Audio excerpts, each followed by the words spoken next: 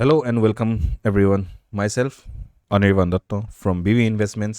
So, যেনেকৈ আপোনালোকে already দেখিছে যে HMPV নতুন এটা ভাইৰাছ হিউমেন মেটা নিউমো ভাইৰাছ বুলি নতুন ভাইৰাছ ওলালে চাইনাৰ পৰা। চ' আপোনালোকে দেখিছে মাৰ্কেট কেনেকৈ ধৰণে ৰিয়েকশ্যন দিলে। এতিয়া আপোনালোকে দেখিছে এই ভাইৰাছৰ কেছটো শুনাৰ লগে লগে আজি আকৌ এটা ৰেড কেণ্ডেল বনাই দিলে ধুনীয়া ডাঙৰ। এই উইকটোত অকণমান মুভমেণ্ট লৈছিলে ধুনীয়াকৈ, কিন্তু ডেইলি টাইম ফ্ৰেমত যদি চাওঁ আমি চক জানুৱাৰীৰ পৰা ধুনীয়া এটা আপ মুভ ল'ব ষ্টাৰ্ট কৰিছিলে, কিন্তু এই HMPVৰ নতুন কেছৰ লগতে আকৌ মাৰ্কেট লাহেকৈ ফল কৰিছে। মানুহৰ ফিয়াৰ হৈ গৈছে। যোৱাবাৰ যেনেকৈ আপোনাৰ কৰোণা ভাইৰাছ হওঁতে 2020 চনৰ মানুহে যিটো ছিটুৱেশ্যন একচুৱেলি দেখিলে, যিটো ছিটুৱেশ্যন একচুৱেলি মানুহে ফেচ কৰিলে, চ' মানুহৰ এনেকুৱা ধৰণৰ যদি কিবা নিউজ আহি যায়, মানুহৰ মেণ্টেলিটিটো অলৰেডি যিটো তেখেতলোকে এক্সপিৰিয়েঞ্চ কৰি থৈছে সেই হিচাপত অলৰেডি এডজাষ্ট হৈ পেলাই তেখেতলোকে এটা পেনিক ছিটুৱেশ্যন অট'মেটিক আহি যায়।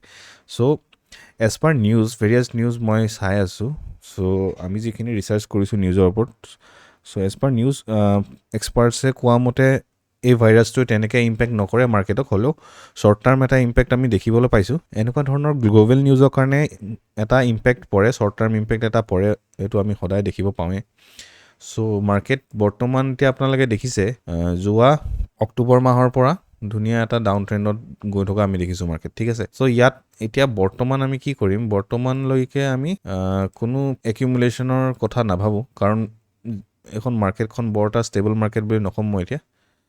মাৰ্কেট এটা ডাউন ট্ৰেণ্ডত গৈ আছে। চ' মই কাৰেণ্টলি এনেকুৱা মাৰ্কেটত একুমুলেশ্যন পইণ্ট এতিয়া নলওঁ, যিহেতু এটা নিউজ যোনটো আপোনাৰ HMPVৰ নিউজৰ কাৰণে আকৌ মাৰ্কেট ইমান ডাউন আহি গৈছে হঠাৎ। চ' আনটিল এণ্ড আনলেছ আমি কিবা কনফাৰ্মেটৰী নিউজ বা আমাৰ মাৰ্কেট ষ্টেবল হৈছে বা মাৰ্কেট মুভমেণ্ট ল'ব পৰা হৈছে, ভালকৈ ষ্টেবিলাইজ হৈছে, তেতিয়ালৈকে আমি নতুন একুমুলেশ্যন কেতিয়াও নকৰোঁ। চ' মাৰ্কেট আমি প্ৰিভিয়াছলি জ'নছ কেইটামান মাৰ্ক কৰিছিলোঁ, যোনকেইটা জ'নছ মাৰ্ক কৰিছিলোঁ সেইকেইটা আমি দেখিব পাইছোঁ যে এই যোনটো ফল আহিছে, এই ফলটোত আমাৰ ধুনীয়াকৈ এটা নিফটিয়ে ৰিয়েকশ্যন দিছে। ইয়াত দুটা জ'ন আছিলে, আমাৰ দুটা supply zone, actually supply zone দুটা আছিলে। যোনটো ফাৰ্ষ্ট আমি দুটা ছাপ্লাই জ'ন মাৰ্ক কৰি ৰাখিছিলোঁ, এটা ছাপ্লাই জ'ন আপোনাৰ ব্ৰেক কৰি গৈছে। চ' আমি দেখিব পাইছিলোঁ যে দুটা আমি ছাপ্লাই জ'ন মাৰ্ক কৰি ৰাখিছিলোঁ উইকলি টাইম ফ্ৰেমত। চ' উইকলি টাইম ফ্ৰেমৰ যোনটো ছাপ্লাই জ'ন আছিলে, এটা আছিল 25,231.60 পৰা 24,586.55। চ' এই জ'নটোৰ পৰা ৰিয়েকশ্যন দিছে নিফটিয়ে ধুনীয়াকৈ। চ' এতিয়া কাৰেণ্টলি আমি ছিটুৱেশ্যন মাৰ্কেট এনেকুৱা হৈ আছে যে আমাৰ আজি কৰ্ণাটকাত দুটা কেছ পাইছে। চ' সেই দুটা কেছ হোৱাৰ লগে লগে মাৰ্কেটত এটা যোনটো ফিয়াৰ বুলি ক'ম আমি, ফিয়াৰ বা পেনিক এটা ছিটুৱেশ্যন ক্ৰিয়েট হৈ গৈছে, যাৰ কাৰণে আজি মাৰ্কেট ইমান পৰিলে। চ' মাৰ্কেট আজি কিমান পৰিছে আমি চাওঁ এবাৰ। মাৰ্কেট আপোনাৰ আজিৰ দিনটোত অলমষ্ট আপোনাৰ 570 পইণ্টছ এৰাউণ্ড আজি মাৰ্কেট পৰি গৈছে। যোনটো মাৰ্কেট আজি খুলি হাই যোনটো লগাইছিলে, মাৰ্কেট পজিটিভ অ'পেন হৈছিলে, পজিটিভ অ'পেন হৈ পেলাই যিটো হাই লগাইছিলে, হাইৰ পৰা আকৌ পৰি গৈছে, 500 পইণ্টছ অলমষ্ট পৰি গৈছে। এনেকুৱা ছিটুৱেশ্যনত আমি একুমুলেট জেনেৰেলি নকৰোঁ, কাৰণ আনচাৰ্টেইনিটি আছে, আৰু আনচাৰ্টেইনিটি থকা মানে আমাৰ কোনো ৰেচনেলাইজ ডিচিশ্যন আমি বনাব নোৱাৰোঁ। চ' ৰেচনেলাইজ ডিচিশ্যন যেতিয়া আমি বনাব নোৱাৰোঁ, তেনেধৰণত আমি মাৰ্কেটৰ পৰা অলপ দূৰত থকাই ভাল কিছুদিন। লাৰ্জাৰ টাইম ফ্ৰেমতো যদি চাওঁ, ইয়াতো আমি কোনো তেনেকুৱা ষ্ট্ৰং ডিমাণ্ড জ'ন দেখা নাই। চ' যিহেতু মান্থলি টাইম ফ্ৰেমত চাই আছোঁ, এতিয়া আমি মান্থলি টাইম ফ্ৰেমত একো ষ্ট্ৰং ডিমাণ্ড জ'ন আমাৰ দেখা নাই। তাৰপিছত আমি তাতকৈ ওপৰত চাম, 3 মান্থছৰ চাম। 3 মান্থছৰ এটা আমি ডিমাণ্ড জ'ন দেখিছোঁ, 3 মান্থছৰ এটা টাইম ফ্ৰেমত এটা জ'ন। চ' ডিমাণ্ড জ'নটোৰ ৰেঞ্জ হৈ গ'ল 22,610 পৰা 21,124। চ' মাৰ্কেট বিল' 26,000 মাৰ্কেট বিল' 22,600 যদি আহে, তেতিয়া আকৌ এটা আমি ছাপৰ্ট পাম বুলি মাৰ্কেটত ভাবিছোঁ।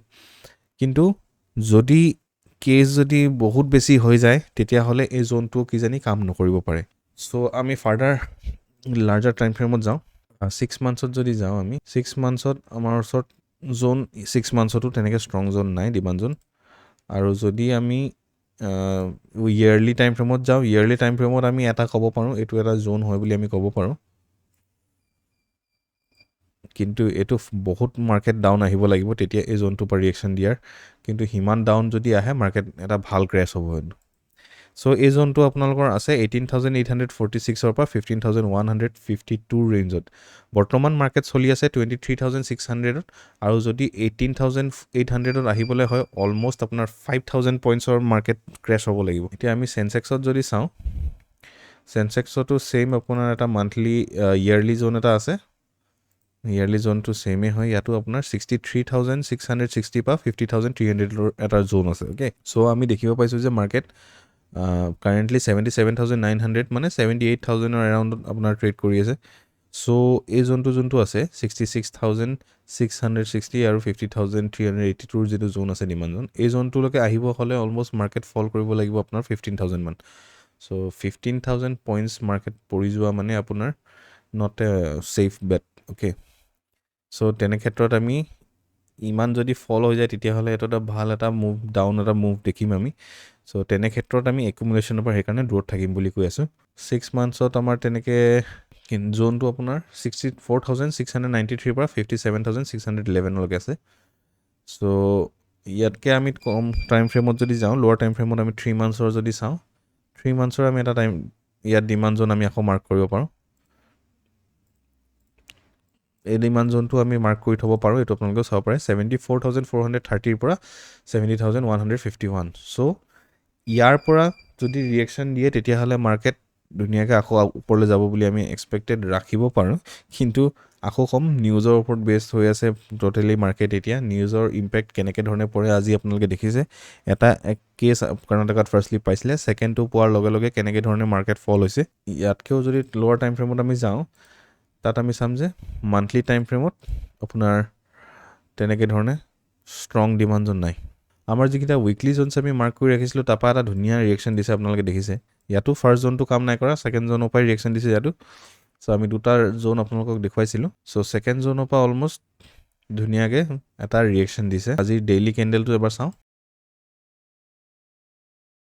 ডেইলি কেণ্ডেল দেখিছে আপোনালোকে এইটো 6 জানুৱাৰী 2025 আজিৰ ডেটৰ চ' ইয়াৰ আপোনালোকে এনে যদি মেজাৰ কৰে 1700 পইণ্টছ আজি মাৰ্কেট হাই পৰা আজি মাৰ্কেট ল'লৈকে 1700 পইণ্টছৰ এটা গেপ ডিফাৰেঞ্চ আমি দেখিছোঁ চ' এনেধৰণৰ হিউজ গেপ ডিফাৰেঞ্চ এটা নিউজৰ কাৰণে চ' কেনেকৈ ধৰণে ইম্পেক্ট পৰিছে সেই নিউজটো আপোনালোকে ইয়াতে গম পাব চ' মাৰ্কেট কাৰেণ্টলি ডাউন ট্ৰেণ্ডত আছে আমি দেখিছোঁৱে যোৱা বছৰৰ এৰাউণ্ড অক্টোবৰৰ পৰা মাৰ্কেট কণ্টিনিউৱাছলি ডাউন ট্ৰেণ্ড এটাতে গৈ আছে চ' দেখিছে আপোনালোকে চ' সেইটো কাৰণে কৈ আছোঁ একুমুলেশ্যন টোটেলি আমি এতিয়া নকৰোঁ চ' মাৰ্কেট যেতিয়া ষ্টেবল হ'ব ভাল ডিমাণ্ড জোনত আহি ৰিয়েকশ্যন যদি দিয়ে তেতিয়া আমি একুমুলেশ্যনৰ কথা ভাবিম আৰু ফাৰ্ডাৰ যদি এই কেছ ফাৰ্ডাৰ যদি বাঢ়ি যায় তেতিয়াহ'লে আকৌ আমি এটা এনালাইচিছ কৰিম যে কেনেকৈ ধৰণে তাৰ ওপৰত আমি পজিশ্যন নিজৰ কেলকুলেট কৰিব পাৰোঁ এনে ক্ষেত্ৰত আপোনালোকৰ লছেছ হোৱাৰ চান্স বহুত বেছি থাকিব কাৰণ মাৰ্কেট এতিয়া একদম আনচাৰ্টেইন হৈ আছে চ' এইখিনি আছিল আপোনালোকৰ কাৰণে আজিৰ HMPVৰ এনালাইচিছ কাৰণ এইটো এটা হিউজ আউটব্ৰেক যদি হৈ যায় আকৌ